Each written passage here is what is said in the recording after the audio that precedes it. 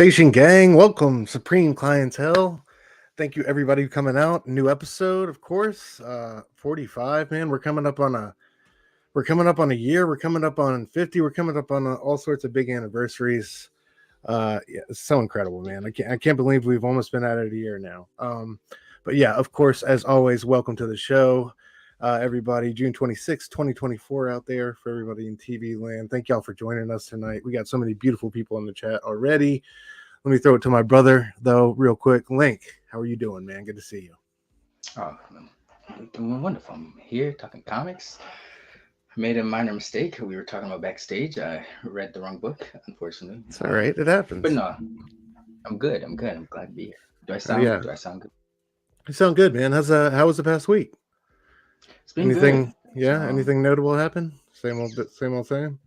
Yeah, nothing new on the front, but it's been good. Yeah. What about you? How's summer vacation? It's been good, man. Just getting back into the rhythm after Heroes, but things have been good. Work's been crazy, but that's been to be expected. But yeah, I can't believe we're already like a month. We already got a month down in summer, or you know what I mean? So, dude, yeah, it's flying by. It's flying by, and it's not getting any colder out here. That's for damn sure. Yeah. So, the update. I think it was last week. Yeah, you got the AC fixed? Yeah, the day after, bro, because it was just okay.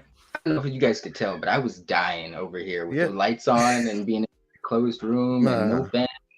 Bro, I didn't even see you sweat. See, if it was me, I would have been like, it would have been pouring off my face, man. You know what I mean? It would have been ugly. I was being sly about it because I was like leaning over like this and shit and like wiping my face real quick. No one knows what I'm doing. Okay. Nice. Yeah. You never know. Hell yeah. But well, yeah, I'm glad you got the AC fixed and you're back in the cool, man. It's a necessity. Even out there in the Midwest, you know what I mean? Out there in Michigan, I know it gets real. It's certainly no game down here in Virginia. Humidity's just starting to cook up. We're just getting started. So yeah. Kind of looking forward with hesitation to what July and August brings. Real quick, let's get to the chat before we get into our new comics, man. All right, starting off, we got our boy E Station brother. Of course, we got Enja Station. Enja, love the Lego video. I hope we see more of those. That was dope. Y'all go follow Enja and Melanin and Mango, of course. Christina in the house. Christina Station. Good to see you. Who else we got? Sal, our brother Sal. Station brother. Good to see you, Sal. Brother Joe. Station, sir.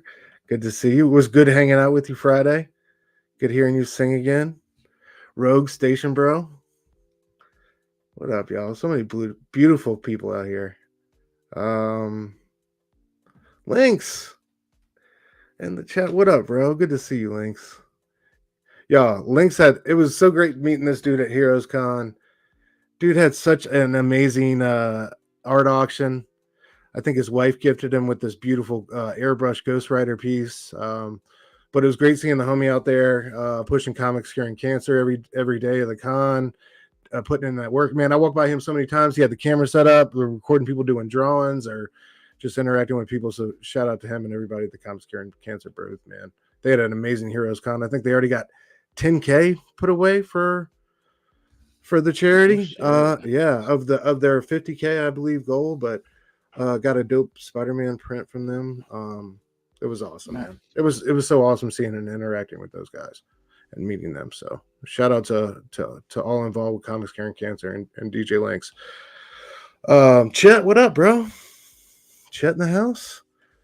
Oh yeah, I think I got everybody. Hope everybody's doing well. Thank y'all for joining us. I hope everybody's having a good week and you're cooler than I am down here in Virginia. We're hitting 90 every day and it's only going up. But yeah. All right, let's get into our new comics real quick. Now, this is going to be from the past couple weeks because we've kind of been playing catch up, but regardless, yeah, let's get into it. Ooh, check out this comic book. Ooh, are these new? All right, bro. First up, I know this is everybody. This is Link's mix up. He read Ultimate Black Panther instead of this. That's all right. we can't blame them. It's they've been switching Yeah, artists on this, so cool. we've been all over the place. So we don't know where to look. Anyway, Chiquetto's back. Ultimate Spider-Man number 6. I think this is from this past week. Apologies, we got a couple books that are from this past week and weeks before. So yeah, Ultimate Spider-Man 6. Hickman, as always, doing his thing. This one was okay for me, I think, overall. I liked a lot of the action that Chiquetto got to draw. It was great to see him back on art, as always. It was a rough transition at first with the yeah, Christina, it's real out here. See, I'm not lying, people. Yeah, I'm in VA. I'm in West Point, Christina. So yeah, we got to get up at some point. But yeah, it's no joke out here. Hopefully we'll see each other at con or something like that. But yeah, I don't, we've had our conversations. We've covered, I think, pretty much every issue of this bad boy, and we've had our okay, Seville, what up? Charlottesville in the house. Station, what up? Oh yeah. Virginia in the house. I love it. But yeah, how have you felt? I guess just generally, even though you didn't read this issue, how have you felt about this series so far, man? To me, it's kind of been more aloof and less really this, and I guess this is true for my perception of the Ultimate Universe as a whole. Like I just like, I want those adult grown up themes that the Ultimates is known for, and like, those spicy takes on characters that you're not used to. And this is like not really been that. This has been that in a different sense, but I don't know. It's a complete redefinition of I think the Ultimate Universe, as it were, and the Marvel lexicon and what you're used to. I don't think that's like an unfair thing to say. You know what I mean? I think the Ultimate Universe up to this point, when they launched this thing, had been one thing, and this is kind of something else. You know what I mean? They want it to be something new and unified, and I guess on the same pedestal as those stories and characters we got in the past, but it just feels like it's more disjointed and more of a soft landing than I thought it would be. You know what I mean? I thought we would be edgy and violent and, more grown-up storytelling with it, and it's been that in a sense, but it's also been kind of all over the place, and I don't really know what to make of it just reading all these books together. This issue had ups and downs for me. I really love the action that we got, and the interactions between some of these characters, but the second half and the naivete and the I don't know where we're going with some of these characters is kind of wild. Some questionable decision making. Anyway, sorry to kind of ramble, but bro, I'll throw it to you. What do you just, even though you didn't read issue 6, how do you feel about the series thus far, and just I guess the Ultimate Universe at large, this second rollout, this redux of the the original that we love so much. I mean, I've enjoyed Spider-Man.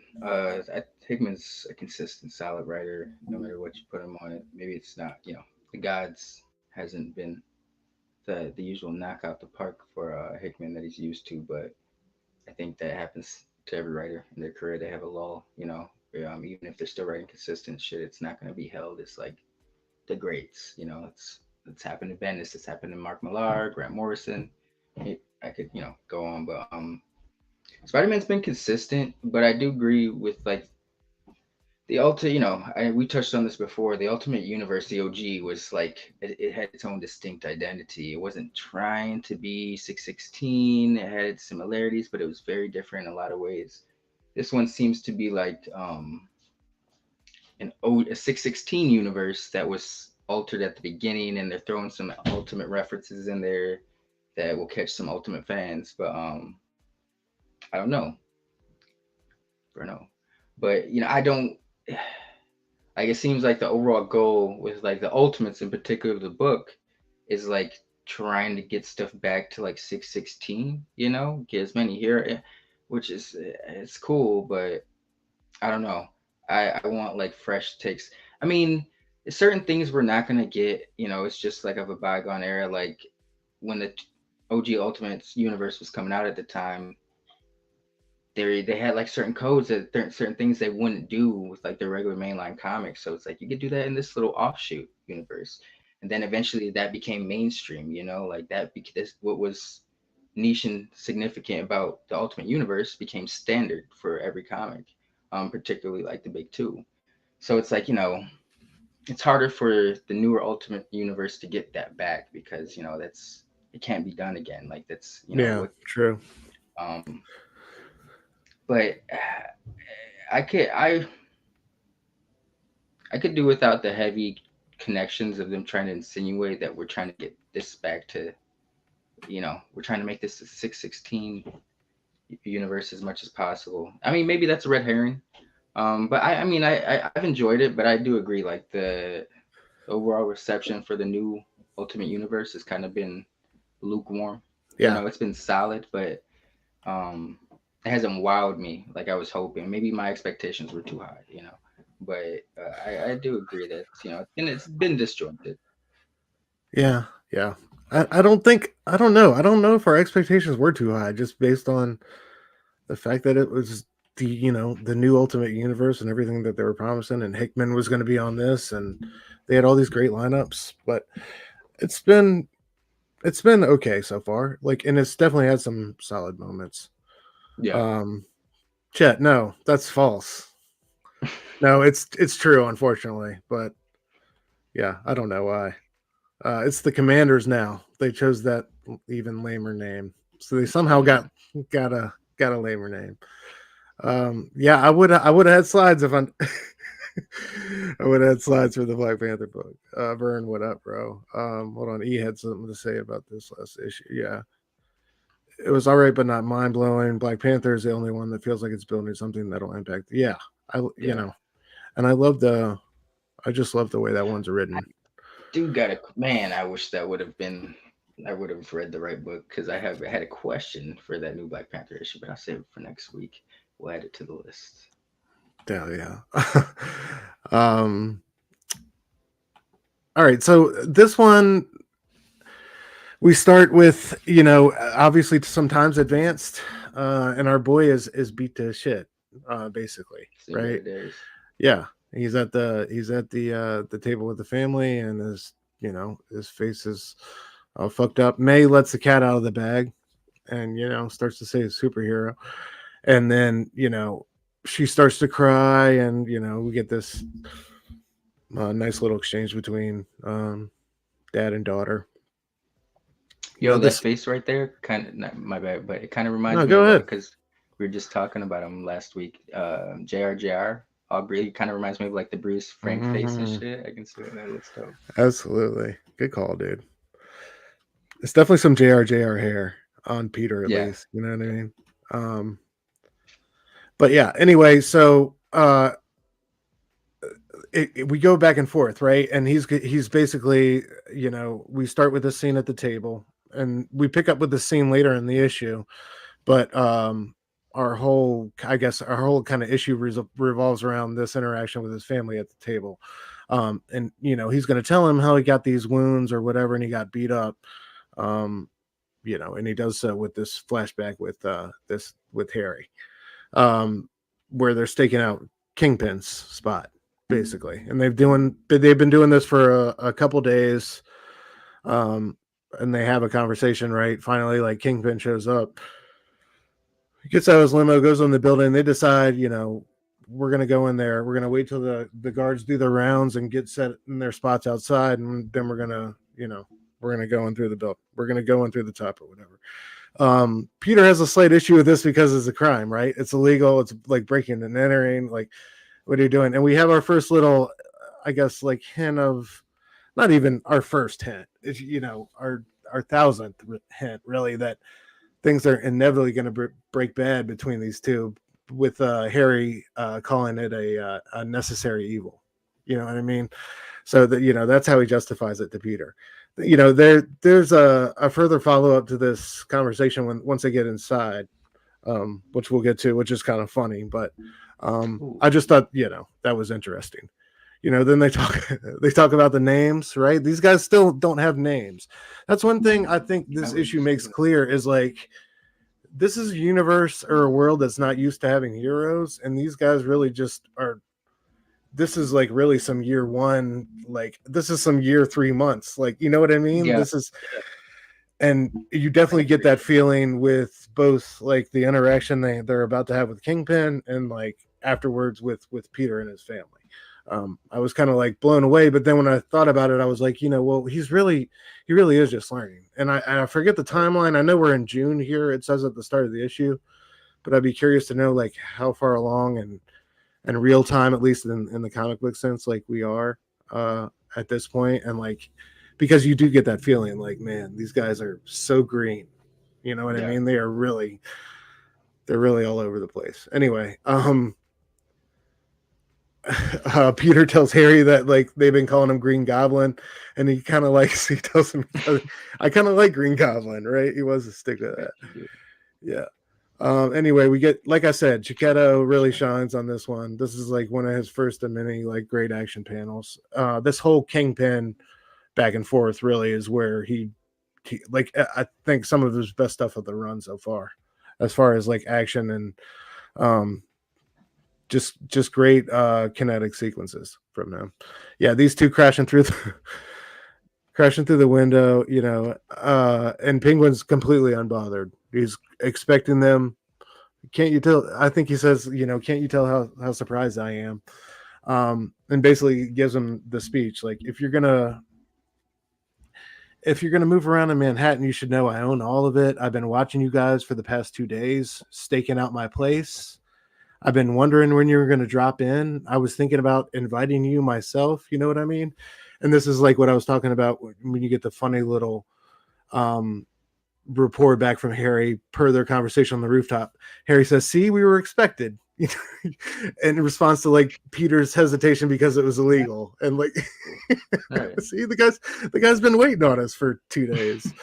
But yeah, and I feel like at this moment right here, Harry almost blows his whole thing. Like, Kingpin asks him why he's there, and Harry goes, "I know that you answer to someone." And I just feel like if you're anybody with a brain, you can pick up on like this is like based on the previous conversations and interactions he's already had with Kingpin. You know what I mean? And I feel like he's just giving himself away here, right? This all goes much deeper than it appears, and yeah, exactly, bro. And we're here to find that out. And Kingpin asks him, "Where did you learn something like that?" And then he drops a trap on him, like literally, and throws, like he picks up this, like I guess this bar table he's got. This is how I love, like this is when I talk about your first glimpse of like naivete from Peter. Like right here, he picks up the liquor table, he throws it at Harry. It takes out Harry, and Peter's like, "What are you thinking?" He's like, "If he didn't have his armor on, he could have died." And Kingpin's like, "Bro, that's the point." Like, what do you think we're doing? What do you think we're doing out here, man? And I just love the colors, like, and I just, Chiquetto just really, I forget his own colors. The first one where he's reacting with the spider sense, that's. Oh yeah, absolutely. The spider sense one, I didn't really do that justice because I believe it goes over like the double page spread. Oh, when Petey's like kind of lighting up. There's one where I don't think I even got it actually. Yeah, I don't think I even got it in the slides, or maybe I did. Oh shit. But yeah, Kingpin's about to level up, right? So these two are trapped in the cage. They kind of got no recourse. Kingpin's already given it to him. Harry lets the bomb go, right? The bomb like incinerates his clothing, but it was revealed he's got the same kind of exoskeleton that the Bullseye guy did, right? He's had some enhancements. So obviously, Kingpin's in touch with somebody in the Maker's inner circle or higher ups, like obviously. See, it's little to see. This is where I think this is kind of cool because in the comics, my man's is abnormally strong in the regular. Yes, he does sumo or whatever. He's like he does a lot of shit, but it's like realistically, when I seen my man's rip off a door off a taxi cab in Hawkeye, I was like, really? Yeah, I don't think he gets that. He's that. he's a regular dude. He shouldn't be that strong. But like the little touch of the exoskeleton or something like that, slight enhancements, gives some validity. I mean, it is comics. I'm thinking too deeply, but I don't mind the little exoskeleton touch with Kingpin. Uh, even with Bullseye, I think it could work. It's just playing cards. That's Gambit's Yeah. signature. Man. Get out of We here. can find anything else? I Pencil. strongly disagree with E's opinion here. Kingpin drinks watered down whiskey. Where do we get proof, bro? Kingpin drinks like Top shelf. unicorn blood with ice cubes made from baby's tears. Like Kingpin's super boss with it. Yeah, but anyway, he steamrolls Harry. He's got him on the ground, literally saying, "Oh God," as he's punching his lights out. Peter's able to get on Kingpin, distract him in the usual way, but he still gets his face hammered in per his injuries. And I did miss my own panel. What do you want from me? I'm not here doing my best, AJ. All right. Hold on. Let's find. Oh, he had 10 cubes in that thing. Let's see what he does have big mitts. What do y'all think? Like, right. does he have a normal tumbler, or does Kingpin just have like a fucking big gulp cup? This got to be a big gulp cup because his hands are like the size of people's heads. Yeah. And shit, I agree. Yeah, look at that cup because there is a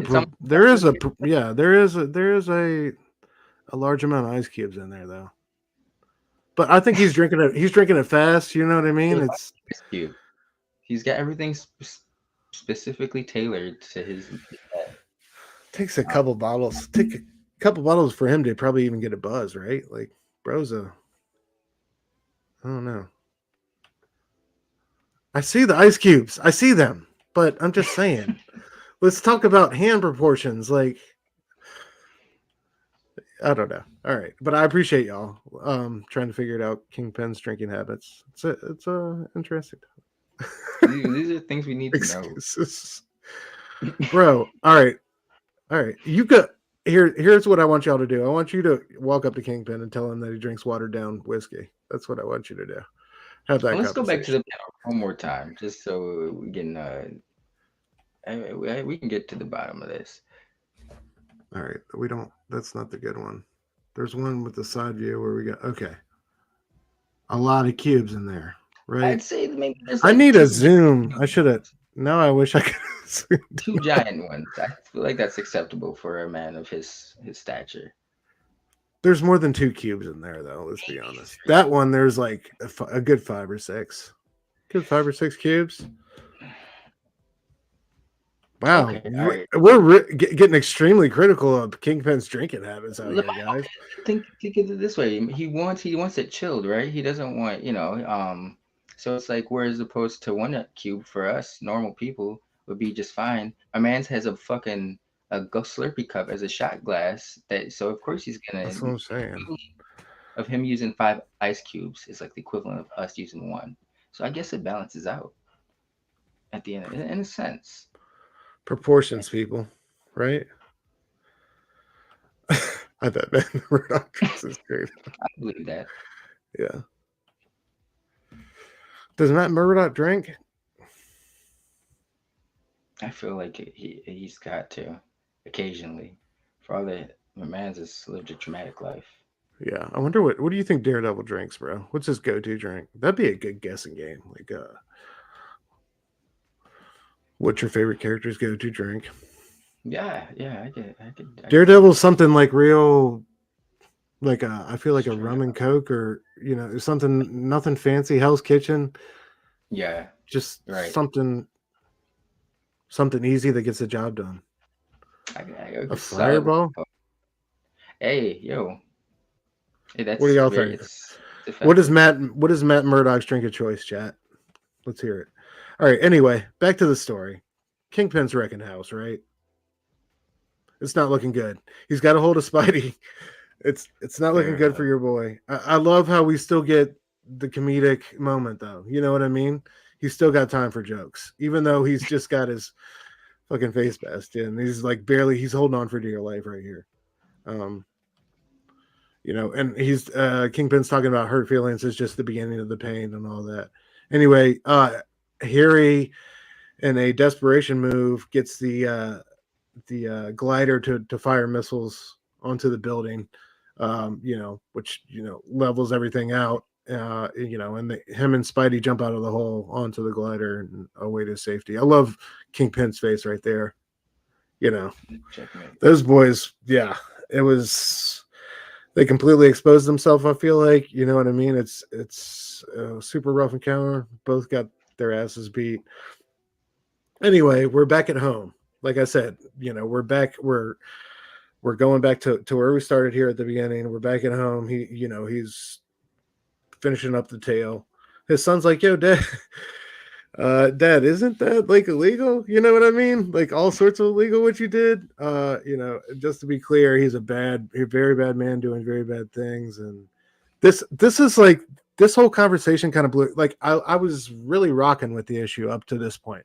This ending part was like, man, and I guess this is what I was saying, dude. Like it made me reflect on, okay, this is a world and a universe like that doesn't really have superheroes like this, and this guy's just learning his way, just months into it. But it's just like, you know, the way he justifies it, and then like we'll get to it. But what he says about his identity, and you know, just like, you know, the safety of his family, come on, especially with Peter Parker and his history, you know, it's going to go so horribly bad.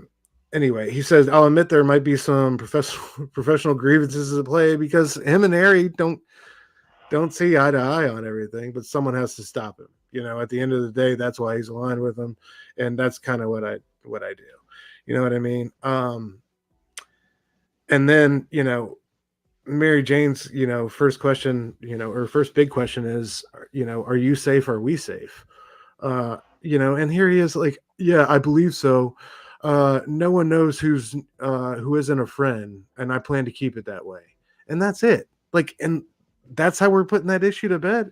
Like, it's kind of crazy because we'll get to it, but you know, the kids go to bed and he has more one-on-one with Mary Jane later, and essentially just talks about how turned on she is by the whole thing. Like, it's just like, yo, they're all gonna die, bro.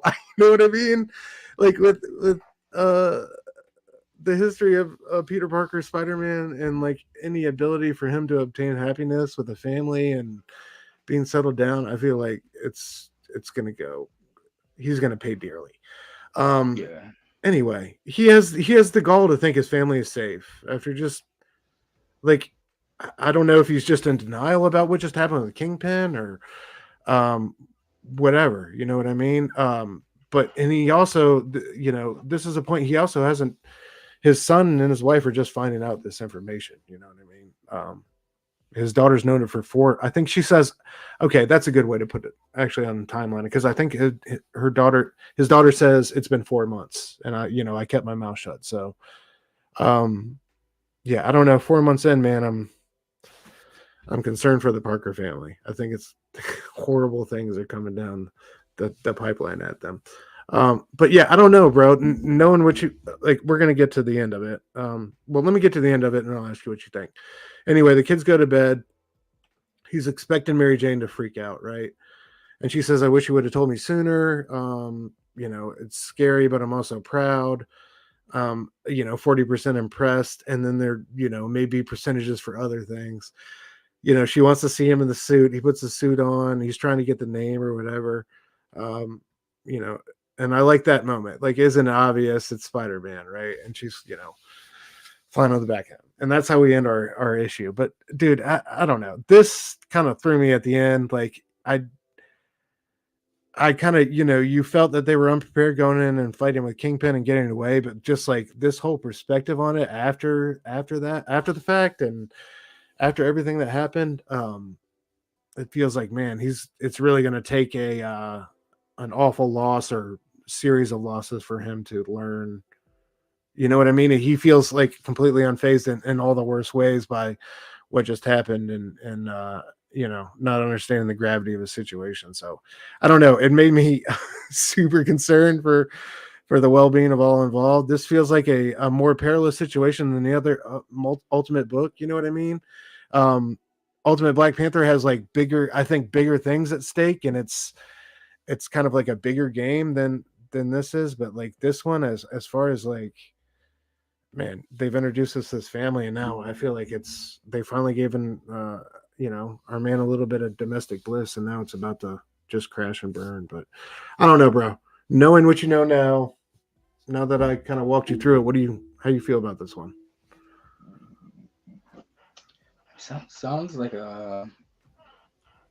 I don't know. I'm sure you got highlights, but I mean, it seems like it was very briefly paced, very quick to the reveal and everything. And it kind of let it resonate a little bit. It's kind of like, hey, I'm in Spider-Man.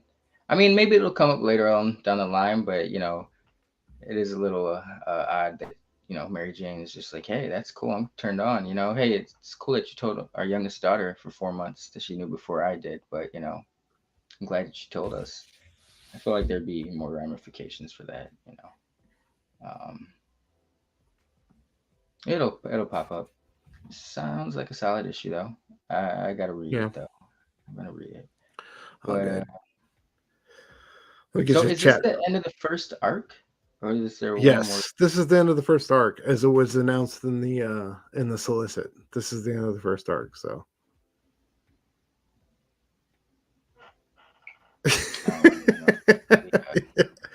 Yeah, that's what I'm saying, man. It's just like, all right, I don't but I don't know. I worry about their safety moving forward. So we'll see what happens. All right, getting back to the discussion at hand. Sal says Ori's an extra badass and has whiskey ice cubes. Very plausible scenario. So yeah, absolutely. I don't know where all this Kingpin hate came from, but yikes. Phelps, what up, bro? You just missed Eric and Enja hating on Kingpin. That's all. That's really talking about he can't hold his liquor. What a blast! What a ridiculous statement. He does have a temper. Yep. One of the things that makes him great. Brother Joe is the voice of a generation, James. Hell yeah.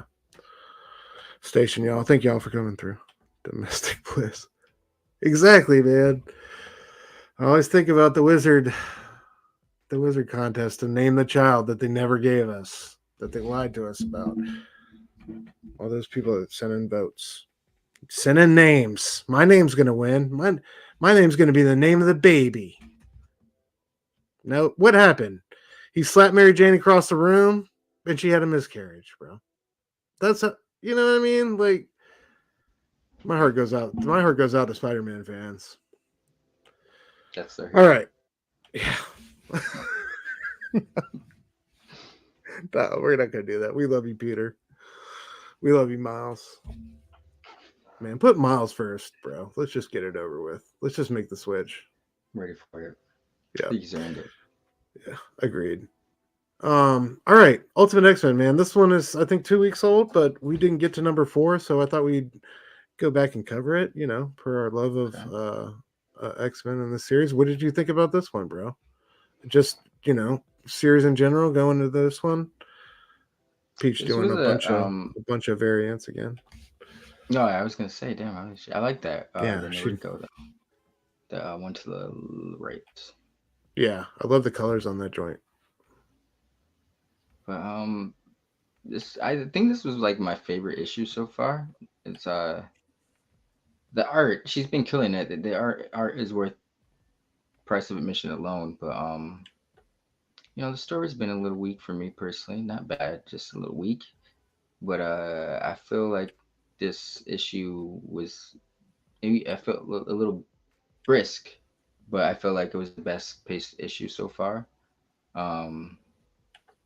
We kind of got the plot moving forward a little bit. Not really, we get more of who's the guy behind the scenes fucking with everybody. But I'm still so curious, like what the end game or the overall mission statement of this book is. You know, I'm here. I'm gonna write it out. I'm here for the story, but I say it again. It does not feel like X-Men to me. Right? Like, where are we going? Are we going to form a team and enter the Ultimate Universe as the X-Men? Like, no, that doesn't feel like it's happening. You know what I mean? Yeah. So I don't. Again, it's weird how they're tying all this together. Like, they all feel so on their own separate thing. Mm-hmm. And It's just I see, and then I was young back then, so I can't really remember how they orchestrated. But it's like I felt like they kind of had select writers they wanted for the Ultimate Universe, and that's who they cycled between. You know, they would occasionally bring in someone new to tell like a mini series or something like that. But as of right now, I don't know. I I don't know if do we have like a stable of writers for the Ultimate Universe. Like, I mean, we got Pose on Ultimates, um, Hickman, Peach, and then Brian Hill. You know, are those going to be our core writers going forward? It doesn't. I don't know. It doesn't feel like that. They yeah. haven't done anything to make me believe otherwise. It just doesn't feel like it. You know what I'm saying? Like, And it's such a random assortment of, like, it's just, you know what I mean? It doesn't feel connected in any way. I don't know. And I feel like that's what they pitched it as. And it was like this, I don't know. I'm struggling to put it all together. But yeah, I agree with you about this issue though. I love this one. You know, and I did love the progression that we got, and you know, learned a little bit more about this certain character's backstory. And I feel like that, you know, each issue focuses on one character and gives us a little bit, and then, yeah, um, but yeah, I don't know. I thought Peach's best issue by far with the artwork, as far as like the second half of it. But yeah, so all right, so who do you think? Let me ask you this: who do you think this girl right here is, who can see things others can't? Like, do you think I who do you think her I X-Men parallel is? I did. I think they said that was is it Noriko or Nico? The she's in the Runaways. Oh, She's okay. got the staff. Um, Oh, yeah, yeah, yeah. unless I think that's her, but then even I mean they showed her last issue, but I was thrown off with that because she's not a mutant. You know, I mean not everyone has to be a mutant on here. I Yeah, would he says assume the because same it's thing. X-Men. Dude, Okay, yeah, Runaways is so good. I gotta go reread that. That was great. yeah. Man, I think they Marvel fucked up with the side tangent, but I mean, the show could work, but I think it should have been done as a movie.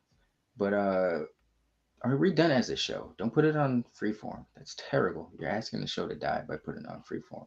I've never But even seen it. exactly, exactly. I don't want to. Is But it worth? It's not worth it, is it? Is it worth it? it wasn't bad, but it doesn't do justice. If you enjoy the book, I would Yeah. you could miss it. Okay. Yeah, Okay. it wasn't terrible. But Fair enough. yeah, I don't know what the I don't once again this team the squad confuses me. Uh, I'd like to see maybe one guy just for representation. It is girl power right now, which is cool, but I don't I don't know. Some of the characters, you know, they even showed Molly, who's she's a mutant, but she's part of the Runaways. But they're not really focusing on Molly. Molly's just been in the background. I don't know who's going to be part of this team of X-Men. Or what I don't know. I'm just so confused by this book. I enjoy it. It's great little book, beautiful artwork. And I do appreciate it because it is it's smart of Marvel to, you know, it's got that manga influence and that's really big right now. So that's, you know, they're capitalizing on that. Yeah. But I just don't know where this book's headed, you know. Yeah. Very true. I feel like it definitely hits a certain demographic, but like, Yeah. you know, I don't know. Yeah, and it moves at a pace way too slow for me. Not enough things happen. Um, but yeah, basically, uh, I read this uh, issue it, in less than 10 minutes. But Yeah, that's what I'm saying, that- man. Like, I was just gonna say the amount of slides that this one has is about half, like for everything else, and I've stretched out some of these pages already. But yeah, what is it? Hisaki and Mei part ways. You know, and she gets on her scooter or motorcycle or whatever, and there's like weirdo Shadow King dude standing there again, right?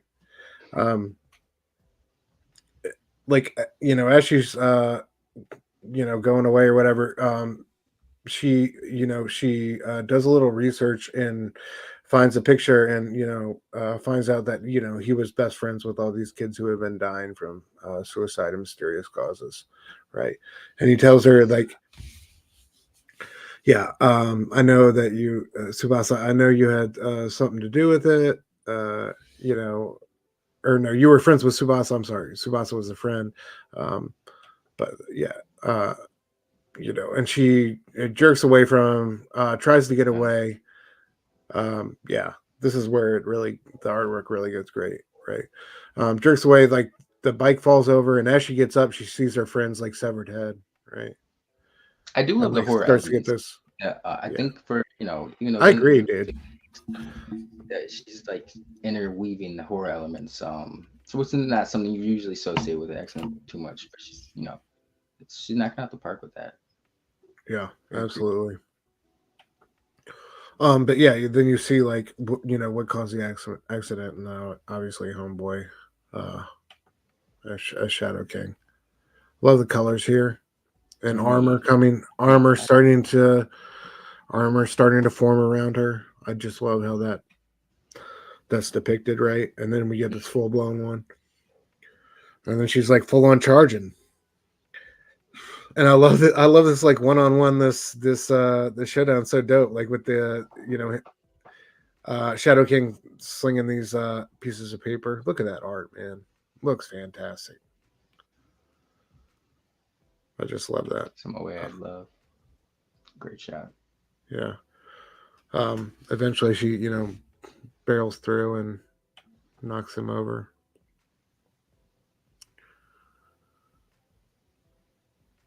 And then he starts to taunt her. And it gets like really brutal. Shows her, how did your friend kill himself? Like this. Slits his throat right in front of her, right? And then it's like you get this super epic full page with all the blood like spattering and landing on her and armor protecting her. That's sick. Yeah, so great. The best page in the issue by far. Hold on, let me get the chat real quick. Some people had some great things to say about this. Sal says the same thing you do, bro. Yeah. Strongest issue so far. Yeah, Runaways person. If mutant powers are linked to magic in the Ultimate Universe. Fable says, I'd like to see her take a Strange Academy, but just art, not writing. Hell yeah, that'd be dope. Oh yeah. I think any kind of magic book would be. Hell yeah. Fable, what up, bro? I don't know if we properly said what up, but thank you for coming through as well. All right.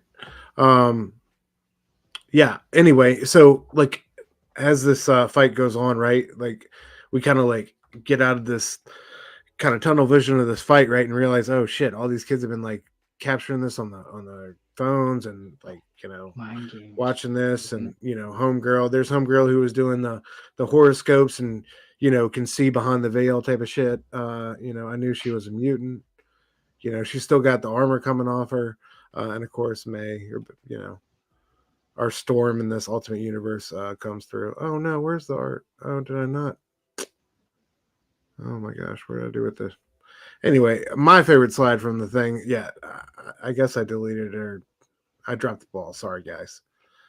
Yeah, she tells them all to stop. Does this great little power configuration. And I just love how it starts to gestate right there through those three panels, and we get great like half page of her just kind of letting the lightning go, and everybody's phones get drenched in overpowered from her, her power burst or whatever, and I guess all the videos, don't make it through type of shit. This Um, this character panel did make me happy because if it's who I think it is, who this is it? character. So who is it? So this is like, it looks like they're shooting fireworks into, and then like turning it into candy and eating it. Like I was like, who the hell is this character? Who See, do you think it is? how the power manifested was different than how it does in the regular universe, 616. But the blue hair, there's only like one character that has her name's Noriko Surge. She was part of like the new mutant generation X squad of like the early 2000s. They were called like New X-Men. But she's usually got like these gauntlets in her hands, and she's got like electricity powers, and she can use it for semi super speed sometimes. But I'm a big fan of that team of characters. And they've kind of fallen into obscurity, or as characters do. There's so many over the last few years. So if that's the character who I think it is, it's that would be. I mean, she is from Japan, if I remember correctly, so it makes sense for Peach to use her. But if that's who it is, Noriko, I'm glad. Hey, let's bring some characters out the closet, out the toy box, whatever. Now that you want to use, dust them off, put them on display. It'd be a cool character. But then I was kind of thinking she's kind of very similar to Maystorm. You know, I know Maelstrom can control like weather and shit, but so far it seems like she's always kind of like utilizing electricity or wind. Um, we have seen water now, but then I don't know. So if this is Noriko, that'd be cool. I've never seen her do this with her power, where she like eats it and stuff. Makes I guess Pop pop. rocks. It was, yeah, like, yeah, it's exactly what Ninja said. Yeah, exactly. Yeah, she's chewing on lightning. It's wild. Yeah, yeah. Their powers do seem to And manifest then from magical objects instead of their genes.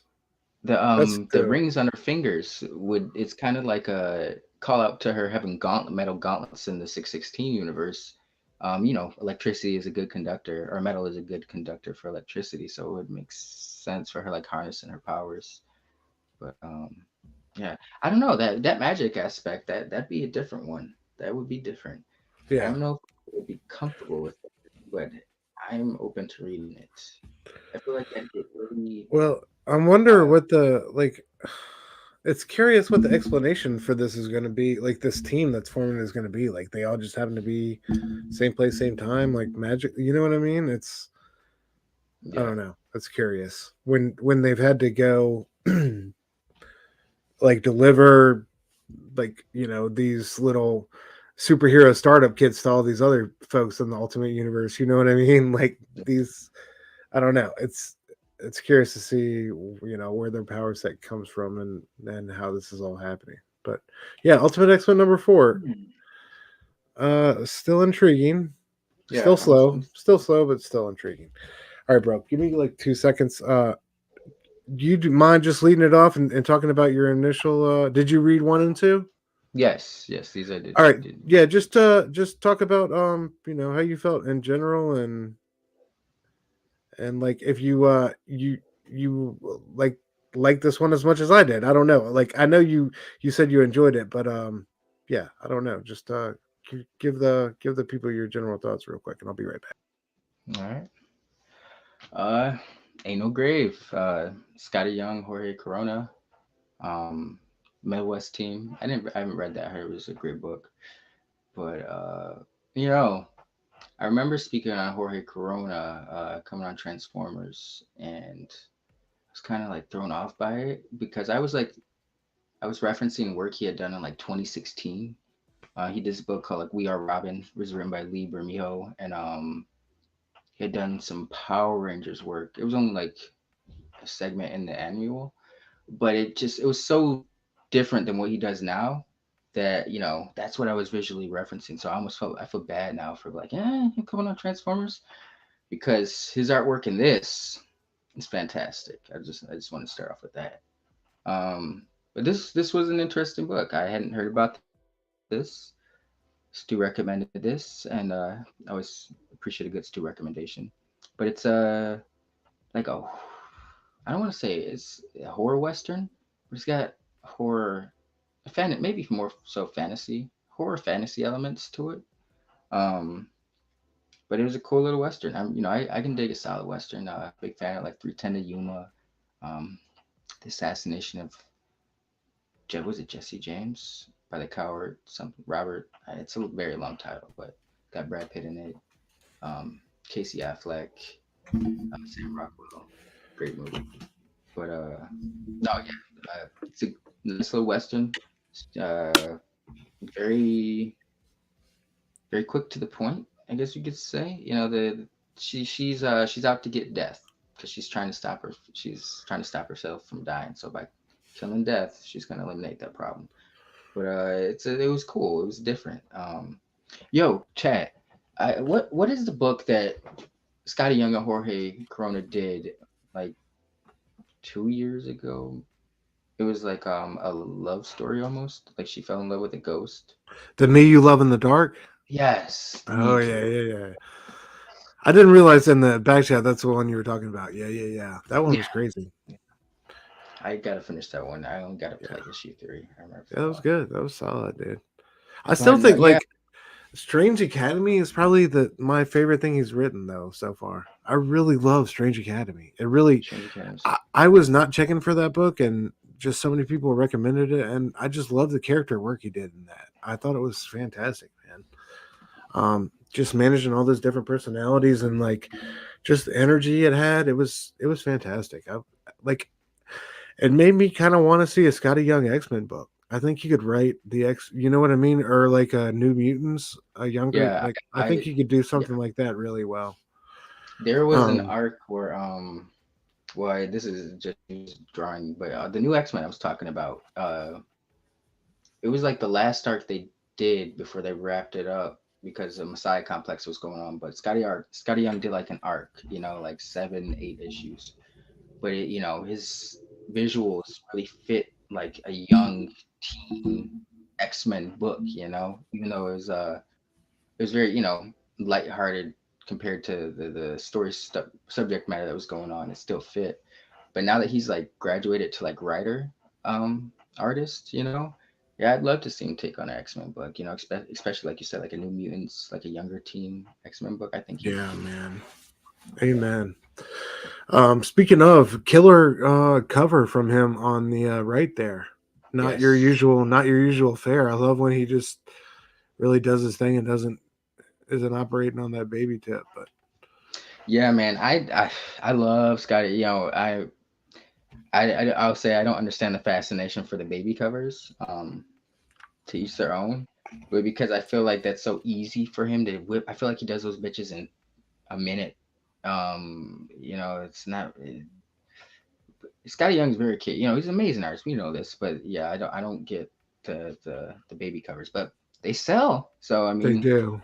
We're like minorities in this, but it's crazy because I remember when he was on Cartoonist Kayfabe and he said, when they were first popping or whatever, I think he said he woke up one day and he looked at his calendar and he had a job for a baby cover every month for like the next 3.5 years or something like that. You know what I mean? Like it was, and that was one thing at Heroes, man.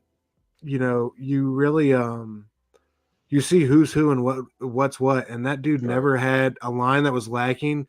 Always had and he showed up. He wasn't there early in the day, so you had to post up in his line and wait if you wanted to get to Scotty, or like if you wanted to have a chance, because he was only there for a few hours each day. He was there all 3 days, but only there for a few hours. And like, dude, that guy's popularity and fan acclaim is through the roof. I was really impressed by his fan response out there at Heroes. So yeah, shout out to Scotty. He's just such a cool dude, man. At the art auction, bro was like betting $3,000 on his buddy's art, like through a proxy bidder. And some dude outbid him and he was flicking him off and yelling "fuck you" across the whole art auction. Like he's just real, man. Just seems like a super real one. So shout out Scotty. I love that dude. Even if the baby covers aren't for you, like go watch an interview with that dude and like knows his hip hop. Yeah, I don't knock the hustle at Yeah, all, but exactly. Nah, yeah, equal. exactly. And a writer artist, you know what I mean? We gotta celebrate all those. Speaking of, I love how he's titled all these each of these issues so far like the stages of grief. It Stage, seems like, yeah, yeah, you yeah, know what I mean? yeah. I didn't. Denial. I think the next one So is anger. Issue yes, 2 is anger. issue Yeah. was where that dawned on me. I was like, oh shit, I Same. see what Yeah. you're doing here. Yeah, same, bro. I saw issue 2 with like anger. I was like, oh, this is great. But yeah, I guess, Corona wastes no time getting to the chicken, man. Incredible, Yeah, incredible shot with the this whole page with the Grand Canyon. I love the shot her on the horse. You know what I mean? And this is how we meet our main character and see what she's got going on. And I love this first interaction here. It's told brilliantly through flashbacks of her and her own family and her daughter and just those memories kind of intertwined with what's going on now and how it fucks with her and is still working on her.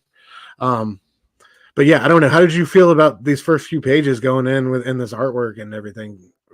oh, Did you? man, yeah. Like I told you, like I had to bring up the Jorge Corona Transformer stories just because when I read this, I forgot I forgot about the Me You Love in the Dark until I read this.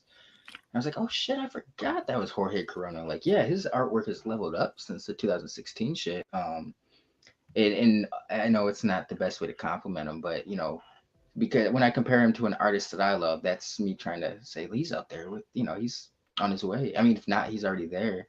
But it's Matteo Scalera, is giving me heavy vibes of that. And then you had said Sean Murphy, Gordon Murphy, like those two combined, mesh their style. He's just killing it with the Yeah, artwork, man. man. Good call. This book was a kind of it wasn't not an easy read, but I kind of read quickly. I was gonna say the book says we kind of read quickly, but at least the artwork was fucking killer across the board. Yeah. Um, but no, yeah, I actually really love the colors, or what they were doing with the colors in this one because it's like like right the it sets the mood or what the setting very well. Like when she goes Gorgeous. to, well, not to go too far ahead, but when she like goes to her other destination on her journey, it's a very dim and muted color palette, and but like when she's here with the flashback, it's very bright, vibrant, like. So I Yeah. really respect that what the colors was doing on top of the artwork, and a fine story from Scotty. It was a great comic all in all. Enjoyed it. Oh yeah, bro. Got our boy Talk in the house. If you can't choose one, go with Scotty Young. Oh yeah, Talk. What up, bro? Good to see you, man. Thank you for coming through. Um, yeah. So anyway, has this interaction, kind of gets spooked by this mother and her child, and has this, um, flashback, and we start to learn a little bit about who she was. Right, she was the infamous Revolver Ridge Rider. You know what I mean? No bank, stagecoach, or train was safe from her steel. And we'll learn later she's no joke. She is, as they say Yo, in you. Word to Regulators, she's handy with the steel, if you know what I mean. Yo, Um, you maybe you've Anja, seen it. you don't got to be real. You are real, Anja. You're the I'm just realist. a realist. Yeah. But have you some Jane? There was a Natalie Portman Western movie with Joel Obi-Wan's uncle. Um, I or oh, know not exactly Obi. what you're talking about, too. God damn it. Uh, that was a really good Western, but this book kind of gave me vibes of her, because I she's feel like you. this badass chick, and like even when she was pregnant, like in the movie, Natalie Portman's husband's like fucking shot and shit, and she's like, she's people come to like ransack the house or kill her husband, and she like makes a stand herself against like a whole squad of like bank robbers. I don't know what you call them, cowboys, but she's a badass chick in this book is just like that. She's pregnant, holding up trains, murking dudes, Yeah, just like dude. it's a Tuesday. Yeah. Super, super slick with the steel. But yeah, exactly. Great call. Yeah, happier times, brighter colors. You see that burst of blue. And like she truly seems happy right here. Yeah. Like and like we're none the wiser, but then we get a little hint of like what she's got going on, right? Cough, cough. She's got consumption. She's got tuberculosis. She's got maybe a year to live if she takes the treatment like she's supposed to. And clearly, you know, that's not what she's doing. Anyway, we flash back to present times, right? And this girl's like, it's okay. You can have my doll, just don't hurt my mom, right? And then the mom gets a gun on the. Oh no, did I not get it? The mom gets a gun on her, and she eventually gets the drop on her, but she sees too much of her past situation in the present and isn't able to pull the trigger and gets to riding on. So I thought that was a great little introduction with the flashback and like letting us know yeah, oh yeah, here it is with the interaction with the husband. I thought it was but a great little flashback and letting us know who she was and where she's coming from, and just a great way to get us acclimated on the way as far as like story pace. It doesn't waste any time and really cuts out all the unnecessary stuff. But I love this interaction with her husband, right? She's just gotten the news from the doctor, and she obviously can't handle it. She doesn't know what to do, so she starts to shave her hair off with a knife or whatever. And I love this. And she's like, I'm going back to my old self or whatever. And he's like, I don't even remember who that is or whatever. And she's like, do you remember me now? And the husband's just like despondent, right? He's like, yeah, I do. I love that. I love that scene, right? And he basically he tries to stop her. That he tries to talk sense into her. Why don't you just spend this extra year that you could have taking your treatments with us and just live out your life with your family? But she's just hell bent on going to see death, confront him, and lay him down, I guess, in a one-on-one. You talk about colors, dude. I love this scene with the river where she kind of gets drowned by these ghosts. All this blue that takes over the pages. Yeah, man, exactly. Spectral. That's a great way to put it. It really is. But yeah, and I just love that full page we get of her just being pulled. So like all these ghosts kind of, it's like this. I don't know how to put it. This like ghost rite of passage, like this mass baptism, right? Like where it matters not. Yeah, exactly. Denial's natural. Just kind of let go and let yourself. I almost thought like those were like the ghosts of her victims over the years and shit at first. Like she's kind of have like a guilty conscience of all the lives that she's took now that death is Damn, that's a good call, dude. I love that.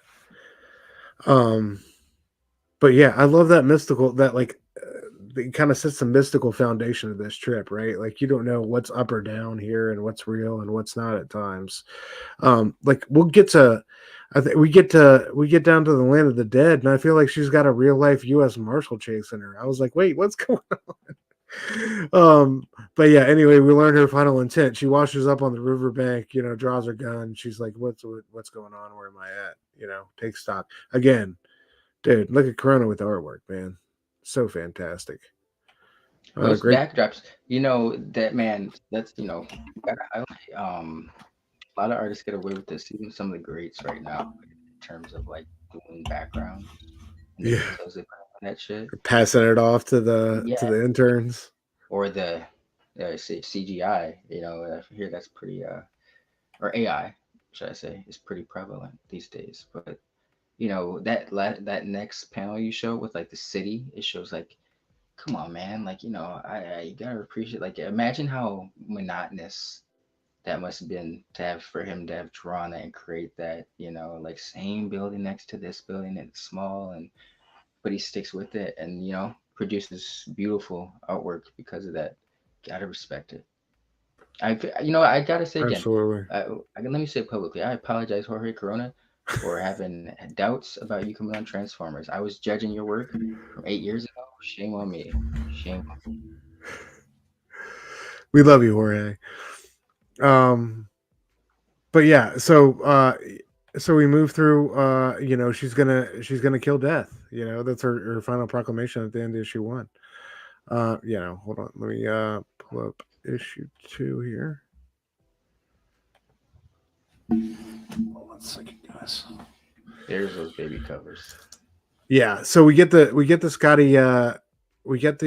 Scotty cover on baby, or we get the Scotty baby cover on issue 2.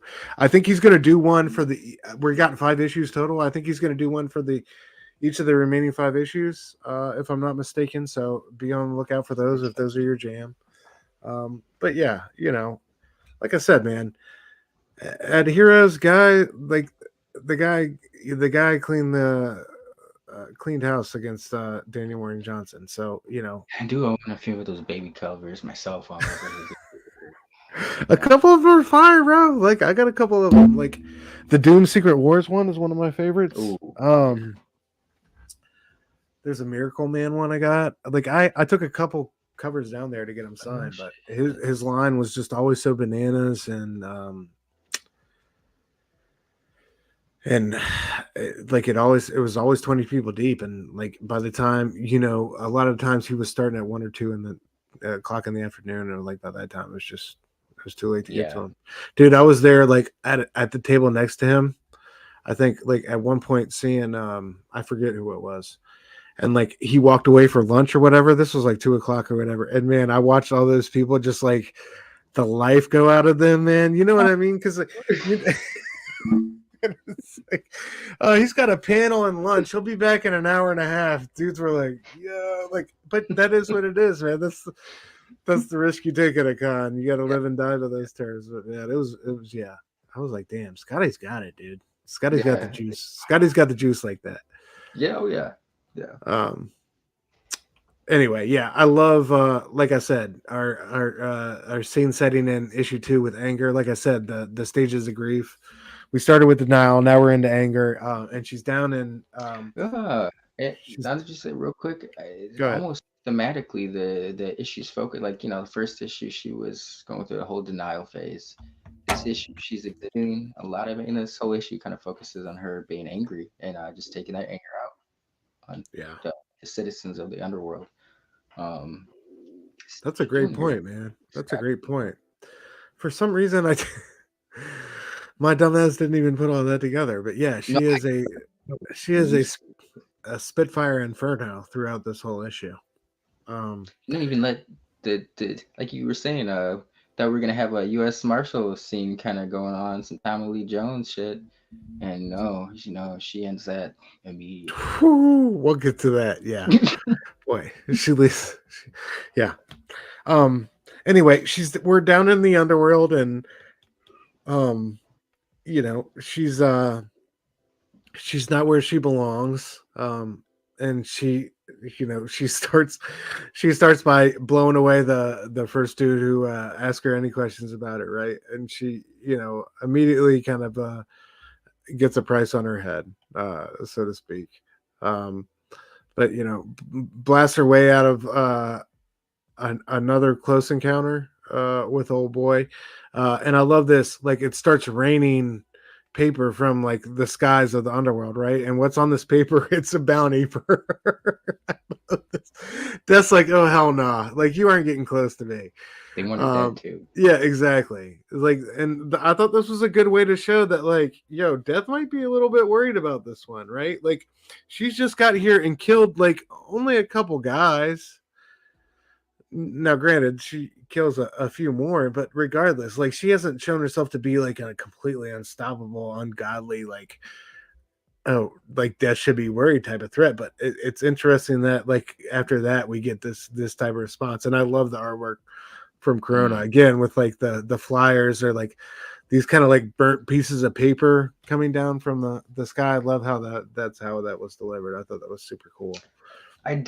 This was reminding me of a fucking video game. This issue, I couldn't think.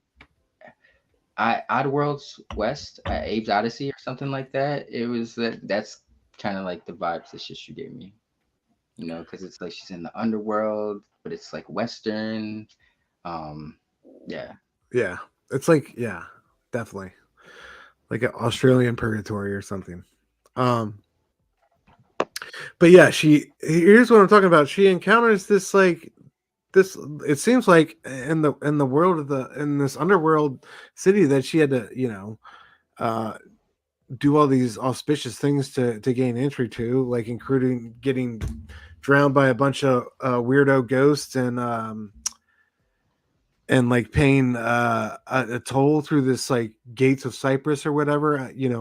We didn't cover it as much as we probably should have in the previous issue, but yeah, she was riding her horse through the desert, and they came upon these gates of Cyprus, and apparently you go through these gates and it's a one-way trip. One-way trip. You can only go there. You can never come back from the land of the dead or whatever. And of course she thinks she's going to be the exception to the rule. She tries to take the horse bucks and haws and won't go. Hold on. I think I got an Trejo scene from Never Ending Story. I thought we were gonna have some shit like that happen, but the horse was too smart. Yeah, there it is. There it is on the left. Just a great shot by one of my favorite shots in the issue. Yeah. So, she's down here in the land of the dead. She's got this real life U.S. Marshal chasing after her. Fair enough, right? See, this confused me. I thought this was a flashback. This scene. Oh, you could be right, but then the part that confused me was when she blew this guy's like this undead guy's head off. It looked like the same as when she blew the other guy's head off. I don't know. So I was like, oh, are those? But then you could be. Or when the fly. Oh no, you're right. Out. You're right there. Because look, I think. Yeah, that's what it was. Because it transitions to she's like, it's like a similar moment. She's because I think it was like the next page. Okay. Yeah, this is like and it won't be the last. Yeah. Yeah. Okay. Yeah, and this is like she gets into the all out assault with all the the undead bounty hunters there, right? I am trouble. Shoots, great accuracy. Shoots them all, does some acrobatic stuff, gets out of the situation. Goes to seek this guy's advice about what to do, and he says, you're not going to get anywhere unless you gain passage on the ship called, I think, the Blind Queen. And she, she's like, how am I going to do that? And, I need some transport. And he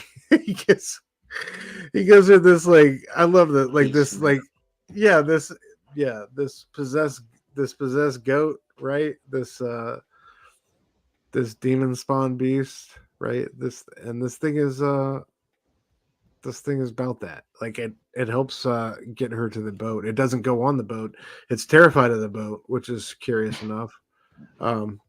But yeah, we also get a flashback, another flashback, as the story's being told. Eventually though, with all the bounty hunters hot on her heels, she hops off the goat, gets the passage onto the boat, and kind of sneaks around, and then finds out she's on the Blind Queen. She's where she needs to be, and we kind of get introduced to this interesting character, and that's where we'll pick up on issue 3. But yeah, a good issue, man. Like a lot of action. I love the underworld and all this artwork by Corona. Again, colors are fantastic. But yeah, this one was a lot of fun. It's cool with the, like, I know we only got 3 more issues, so I know it's a contained story, but this one's good. I think, like I said before, Strange Academy is probably my favorite piece of writing from Scotty, but this one's really solid. And I wonder how long he's had this story kind of floating around in his head. But I'm curious to see where it goes, and I think he's done a really good job with the pacing, just how we started out with, like, you know, the incident with the other mother and the child, and like how that I feel like he's done so many great or prepared so many great scenes along the way to show us who this character is, where she's coming from, and what she's going through. And like, we understand she's stubborn and she thinks she can defeat death, and you know, I don't know. There's elements, I think, of there's elements to her that we can all relate to, and I don't know. I'm curious to see where it goes. So, how do you feel? How do you feel about it? 2 issues later, bro. It's, you know, it's a nice little solid.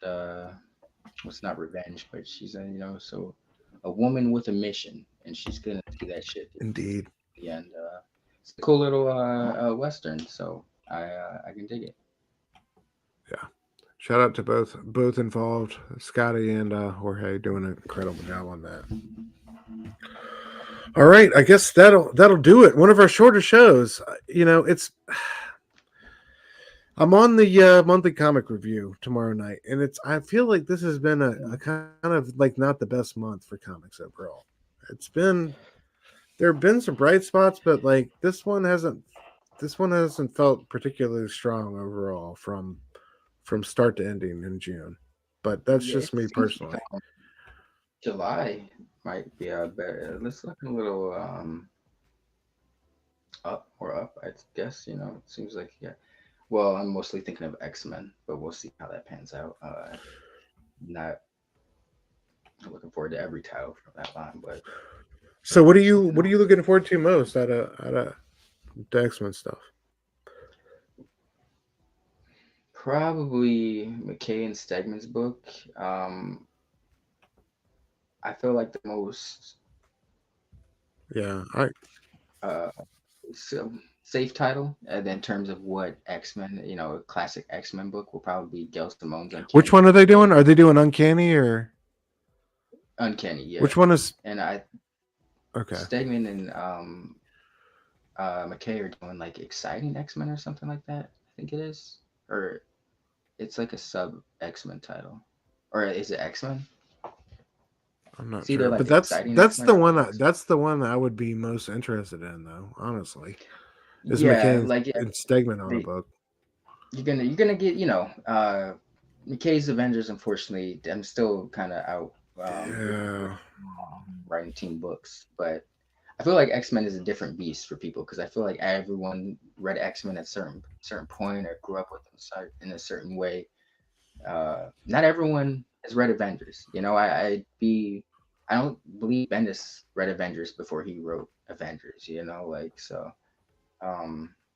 Avengers isn't like the easiest book to write, but X-Men I think is I think he'll do better on X-Men. I am excited. You know, the team lineup is interesting.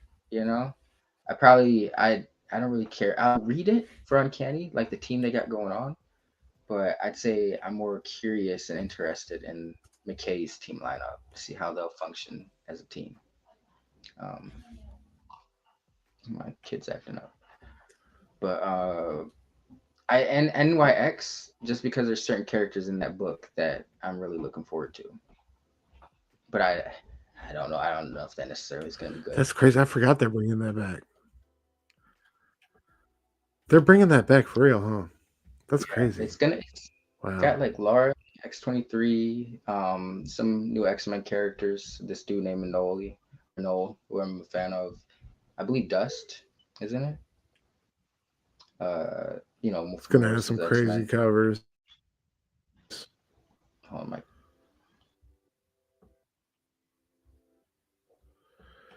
Okay. Yeah, I was trying to confirm what X-Men it was on. I don't know. I love Stegman's art though, and I'd love to see him on a weekly series. I think it's just called X-Men, bro. X-Men? Yeah, okay. It's just called X-Men. Yeah. They need to do an Exciting X-Men. From the ashes, Krakoa is gone, Orcus has fallen, but the X-Men remain always. Cyclops leads because that is what he does. Beast builds because that is what he does. And from their new home in Alaska, the X-Men raise a flag of defiance. Mutant business is their business.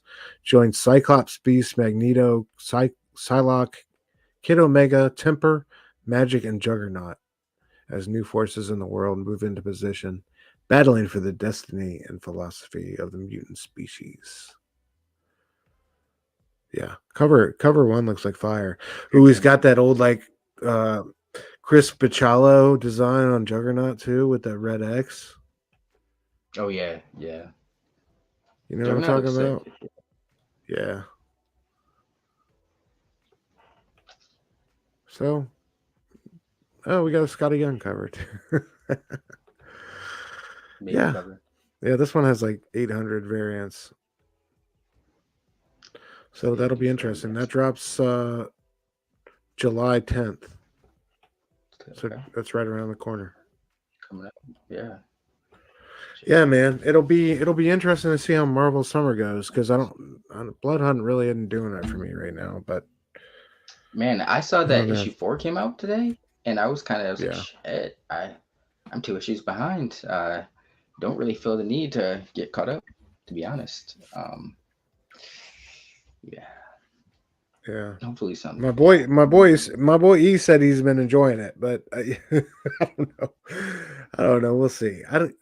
I think I'd like to see what DC does with that Absolute Power event, but I don't know if there's any events really from here on out for the rest of the year that really get me going. But Yeah. all right. I guess we'll leave it at that, man. Anything you want to say to the people before we get out of here? Thank you guys for coming. You're awesome as always. We love you. Hell yeah. He says it's gotten better each issue. I wouldn't go far as say. Fair enough. We'll see. Yeah. I hope Marvel gets it together. But yeah, thank you all again for coming. Everybody in the chat who came through. Love y'all. Appreciate y'all for rocking with us here on this Wednesday night. Hope y'all enjoyed us breaking down these new releases. We're going to be back next week. We got our homie Scotty Vaughn on. We're going to let Scotty pick a comic or two. And then, I think we got a good week of comics coming out. So I think we'll have some solid choices.